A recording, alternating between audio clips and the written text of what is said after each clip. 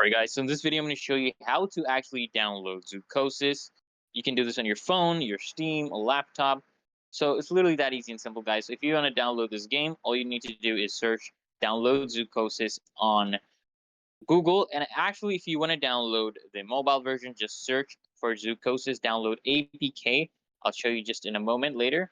So here, first things first, you can download it on Steam. Okay, it's $24.99. You have to pay for it, and then you'll be able to download it. Well, there are other ways, but I cannot show you those other ways. This is I'm just gonna highlight it here. This is a free download on SteamUnlock.com. Well, it exists. You can check it out if you want, if you know what I mean. You can check that one out. But here on Steam, how you do it, you just pay for the game. Okay, log in. Make sure you log in. You just pay for the game. Add to cart.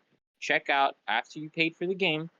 Guys, all you need to do is install the Steam launcher, and then you'll be able to download this game from there.